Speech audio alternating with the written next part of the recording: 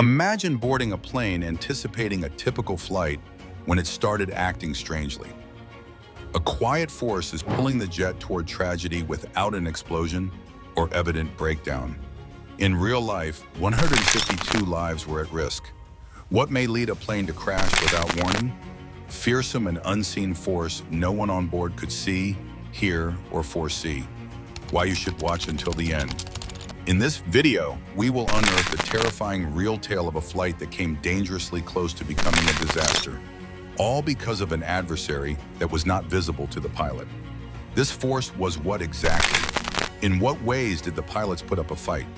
Most importantly, is it possible that such an event will occur once more? Come to the end, because the answer may change everything you thought you knew about flying. The flight that nearly ended in disaster. Without any obvious warning, how is it possible for an aircraft to crash? On the surface, it seemed to be a typical flight. On the 23rd of August in the year 2005, Peru Flight 204, which was a Boeing 737-200, departed from Lima, Peru, with the intention of reaching Pucallpa, a city located significantly inside the Amazon jungle. The number of individuals on board was 152, which included passengers, pilots, and crew members. A hidden force that could bring a plane down was hiding in the sky, and while the weather seemed controllable at first, something evil was waiting. The crew of Flight 204 saw a sudden shift in the state of the atmosphere as the aircraft got closer to Pucallpa.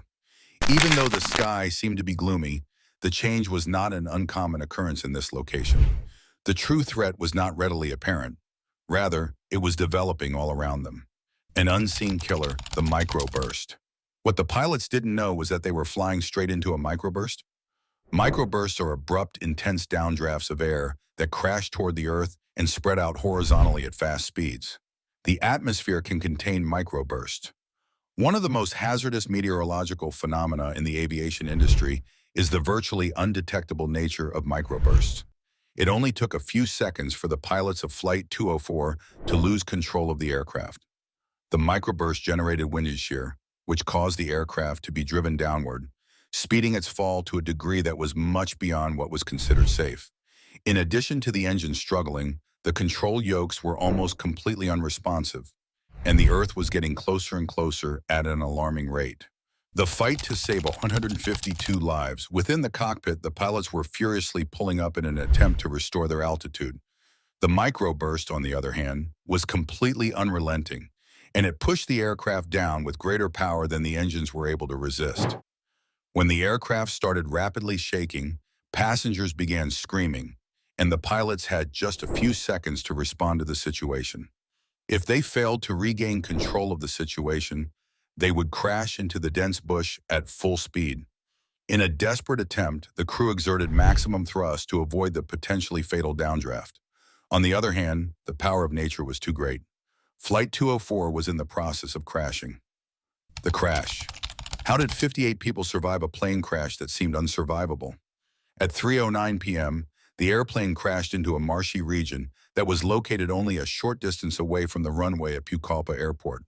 The crash was so severe that the fuselage shattered into pieces, flames erupted, and debris was dispersed over the bush. It is a miracle that 58 individuals were able to live, although 40 of them ended up in serious condition. The tragic reality is that 98 people lost their lives, making it one of the most fatal accidents that was triggered by a microburst. As rescue personnel got to the area, they had to fight their way through dense foliage and muddy terrain to save those who were still alive. Some of them were discovered clinging to fragments of the airplane, barely awake, while others were taken from the wreckage with serious burns already on their bodies. The investigation: could this have been prevented? The flight data, weather patterns, and cockpit recordings were all studied by investigators after the tragedy occurred. The findings revealed troubling insights. When the microburst occurred, the pilots had very little notice.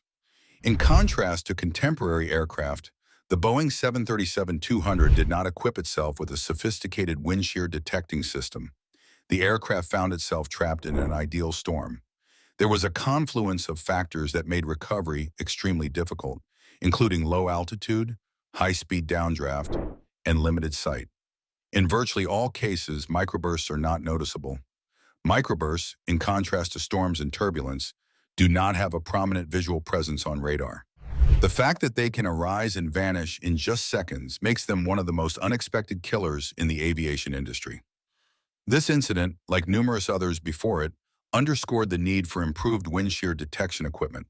However, it also brought up a terrifying question: if this unseen force was capable of bringing down Flight 204, might it happen again? Other tragic cases of microburst crashes. In addition to Flight 204, this unseen assailant claimed the lives of other people. Microbursts precipitated these two additional catastrophic accidents. Delta Airlines Flight 191, 1985. The disaster of Delta Flight 191, which was descending into Dallas/Fort Worth International Airport when it was trapped in a severe downdraft, is considered to be one of the most notable microburst-related catastrophes in the history of aviation. There were 137 persons who lost their lives as a result of the airplane crashing into the ground just short of the runway due to the ferocity of the wind shear. The wind shear detecting systems on current planes have undergone significant upgrades as a direct result of this catastrophe. U.S. Air Flight 1016, 1994. A violent microburst compelled this McDonnell Douglas DC-9 to make a precipitous drop as it was trying to touch down in Charlotte, North Carolina. The aircraft crashed just beyond the runway, causing it to explode into pieces, killing a total of 37 people. Both of these occurrences, together with Flight 204, demonstrate that microbursts continue to be one of the most dangerous weather hazards for aviation transportation. How pilots fight back against microbursts today. What new technologies help pilots escape nature's deadliest trap? The current aviation industry has made tremendous advancements in its ability to deal with microbursts as a result of the important lessons learned from previous catastrophes. Improved wind shear detection technology. The majority of commercial airplanes now have onboard radar systems that can identify potentially hazardous wind patterns in real time, therefore providing pilots with a warning before they encounter a microburst. Pilots receive wind shear recovery training and preparation. Pilots receive a comprehensive simulation training program that teaches them how to identify, avoid, and recover from interactions with wind shear.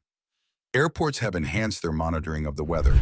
Airports all around the globe have installed Doppler radar systems to detect microburst activity near runways. This technology has the effect of lowering the likelihood of accidents occurring during takeoff and landing.